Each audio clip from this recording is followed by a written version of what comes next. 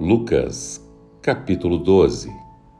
Nesse meio tempo, tendo-se juntado uma multidão de milhares de pessoas ao ponto de se atropelarem umas às outras, Jesus começou a falar primeiramente aos seus discípulos, dizendo: Tenham cuidado com o fermento dos fariseus, que é a hipocrisia. Não há nada escondido que não venha a ser descoberto, ou oculto que não venha a ser conhecido. O que vocês disserem nas trevas será ouvido à luz do dia, e o que vocês sussurrarem aos ouvidos dentro de casa será proclamado dos telhados. Eu lhes digo, meus irmãos, não tenham medo dos que matam o corpo e depois nada mais podem fazer. Mas eu lhes mostrarei a quem vocês devem temer. Temam aquele que, depois de matar o corpo, tem poder para lançar no inferno. Sim, eu lhes digo, esse vocês devem temer. Não se vendem 5 pardais por 2 moedinhas? Contudo, nenhum deles é esquecido por Deus. Até os cabelos da cabeça de vocês estão todos contados. Não tenham medo, vocês valem mais do que muitos pardais. Eu lhes digo, quem me confessar diante dos homens, também o Filho do Homem o confessará diante dos anjos de Deus. Mas aquele que me negar diante dos homens, será negado diante dos anjos de Deus. Todo aquele que disser uma palavra contra o Filho do Homem será perdoado, mas quem blasfemar contra o Espírito Santo não será perdoado. Quando vocês forem levados às sinagogas, e diante dos governadores e das autoridades, não se preocupem com a forma pela qual se defenderão, ou com o que dirão. Pois, na hora, o Espírito Santo lhes ensinará o que deverão dizer. Alguém da multidão lhes disse: Mestre, dize a meu irmão que divida a herança comigo. Respondeu Jesus: Homem, quem me designou juiz ou árbitro entre vocês? Então lhes disse: Cuidado, fiquem de sobreaviso contra todo tipo de ganância. A vida de um homem não consiste na quantidade dos seus bens. Então lhes contou esta parábola. A terra de certo homem rico produziu muito. Ele pensou consigo mesmo: O que vou fazer? Não tenho onde armazenar minha colheita. Então disse: Já sei o que vou fazer. Vou derrubar os meus celeiros e construir outros maiores, e ali guardarei toda a minha safra e todos os meus bens. E direi a mim mesmo: Você tem grande quantidade de bens, armazenados para muitos anos. Descanse, coma, beba e alegre-se. Contudo, Deus lhe disse: Insensato, esta mesma noite a sua vida lhe será exigida. Então quem ficará com o que você preparou? Assim acontece com quem guarda para si riquezas, mas não é rico para com Deus. Dirigindo-se aos seus discípulos, Jesus acrescentou: Portanto, eu lhes digo, não se preocupem com a sua própria vida, quanto ao que comer, com o seu próprio corpo, quanto ao que vestir. A vida é mais importante do que a comida, e o corpo mais do que as roupas. Observem os corvos. Não semeiam nem colhem, não têm armazéns nem celeiros, contudo Deus os alimenta. E vocês têm muito mais valor do que as aves. Quem de vocês, por mais que se preocupe, pode acrescentar uma hora que seja à sua vida? Visto que vocês não podem sequer fazer uma coisa tão pequena, por que se preocupar com o restante? Observem como crescem os lírios. Eles não trabalham nem tecem. Contudo, eu lhes digo que nem Salomão em todo o seu resplendor vestiu-se como um deles. Se Deus veste assim a erva do campo, que hoje existe e amanhã é lançada ao fogo, quanto mais vestirá vocês, homens de pequena fé. Não busquem ansiosamente o que comer ou beber, não se preocupem com isso, pois o mundo pagão é que corre atrás dessas coisas, mas o Pai sabe que vocês precisam delas. Busquem, pois, o reino de Deus, e essas coisas lhes serão acrescentadas. Não tenham medo, pequeno rebanho, pois foi do agrado do Pai dar-lhes o reino. Vendam o que têm e deem esmolas.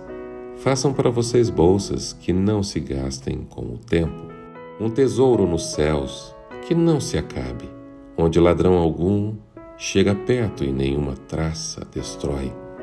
Pois onde estiver o seu tesouro, ali também estará o seu coração.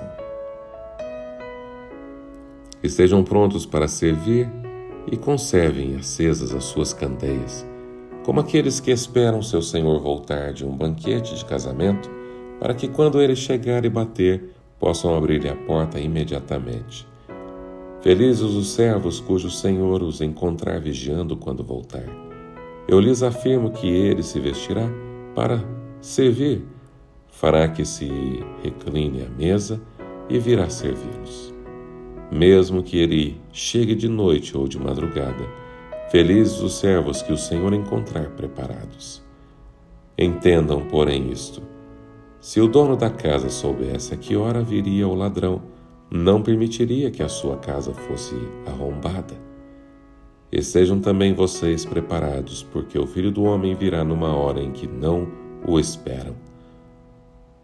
Pedro perguntou: Senhor, estás contando esta parábola para nós ou para todos? O Senhor respondeu: Quem é, pois, o administrador fiel e sensato, a quem seu senhor encarrega dos seus servos para lhes dar sua porção de alimento no tempo devido? Feliz o servo a quem seu senhor encontrar fazendo assim quando voltar.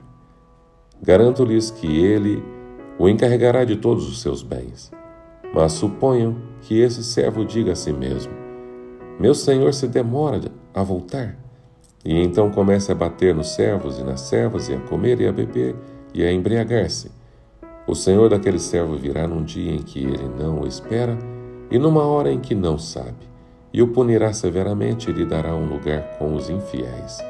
Aquele servo que conhece a vontade do seu senhor e não prepara o que ele deseja, nem o realiza, receberá muitos açoites. Mas aquele que não o conhece e pratica todas as coisas merecedoras de castigo, receberá poucos açoites. A quem muito foi dado, muito será exigido, e a quem muito foi confiado, muito mais será pedido. Vim trazer fogo à terra, e como gostaria que já estivesse aceso. Mas tenho que passar por um batismo, e como estou angustiado até que ele se realize. Vocês pensam que vim trazer paz à terra? Não, eu lhes digo. Ao contrário, vim trazer divisão. De agora em diante haverá 5 numa família divididos uns contra os outros, 3 contra 2 e 2 contra 3. Estarão divididos pai contra filho e filho contra pai, mãe contra filha e filha contra mãe, sogra contra nora e nora contra sogra. Dizia ele à multidão: Quando vocês veem uma nuvem se levantando no ocidente, logo dizem: vai chover, e assim acontece. E quando sopra o vento sul, vocês dizem: vai fazer calor, assim ocorre. Hipócritas! Vocês sabem interpretar o aspecto da terra e do céu, como não sabem interpretar o tempo presente? Porque vocês não julgam por si mesmos o que é justo? Quando alguns de vocês estiver indo com seu adversário para o magistrado, faça tudo para se reconciliar com ele no caminho, para que ele não o arraste ao juiz. O juiz o entregue ao oficial de justiça e o oficial de justiça o jogue na prisão. Eu lhes digo que você não sairá de lá enquanto não pagar o último centavo. Lucas capítulo 13. Naquela ocasião, alguns dos que estavam presentes contaram a Jesus que Pilatos misturara o sangue de alguns galileus com os sacrifícios deles. Jesus respondeu: Vocês pensam que esses galileus eram mais pecadores que todos os outros por terem sofrido dessa maneira? Eu lhes digo que não, mas se não se arrependerem, todos vocês também perecerão. Ou vocês pensam que aqueles 18 que morreram, quando caiu sobre eles a torre de Siloé, eram mais culpados do que todos os outros habitantes de Jerusalém? Eu lhes digo que não, mas se não se arrependerem, todos vocês também perecerão. Então contou esta parábola. Um homem tinha uma figueira plantada em sua vinha. Foi procurar fruto nela e não achou nenhum. Por isso, disse ao que cuidava da vinha: já faz 3 anos que venho procurar fruto nesta figueira e não acho. Corte-a. Por que deixá-la inutilizar a terra? Respondeu o homem: Senhor, deixa por mais 1 ano, e eu cavarei ao redor dela e a adubarei. Se der fruto no ano que vem, muito bem, se não, corte-a. Certo sábado, Jesus estava ensinando numa das sinagogas, e ali estava uma mulher que tinha o espírito que a mantinha doente havia 18 anos. Ela estava encurvada e de forma alguma podia endireitar-se. Ao vê-la, Jesus chamou-a à frente e lhe disse: Mulher, você está livre da sua doença. Então lhe impôs as mãos e imediatamente ela se endireitou e passou a louvar a Deus. Indignado porque Jesus havia curado no sábado, o dirigente da sinagoga disse ao povo: há 6 dias em que se deve trabalhar. Venham também para ser curados nesses dias, e não no sábado.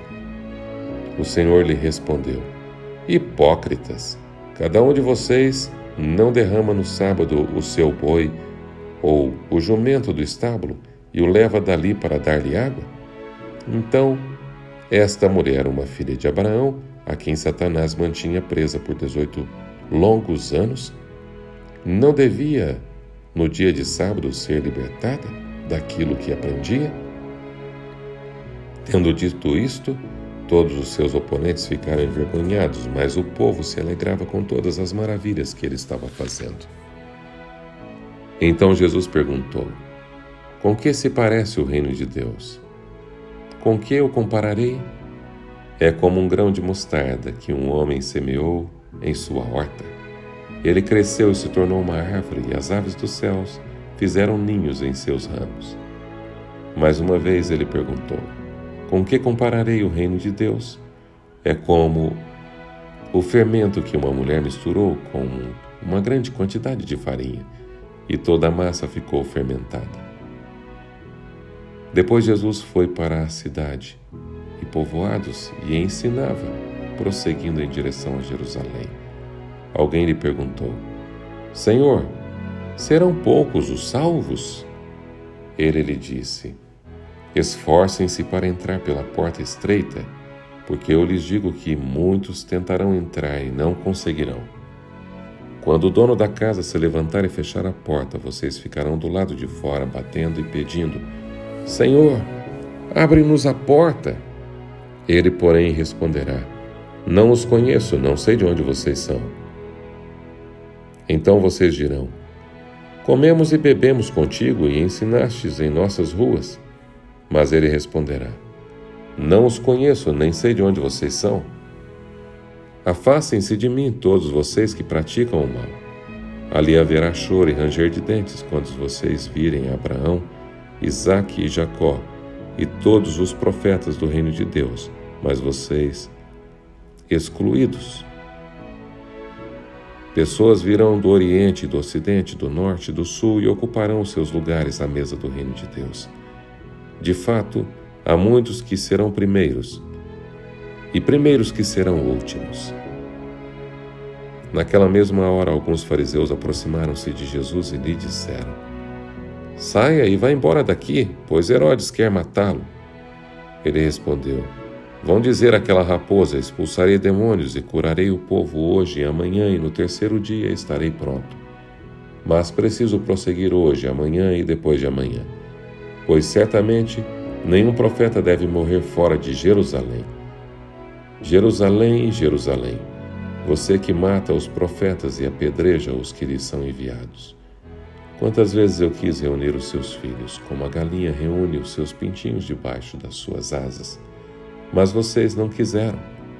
Eis que a casa de vocês ficará deserta. Eu lhes digo que vocês não me verão mais até que digam: bendito o que vem em nome do Senhor.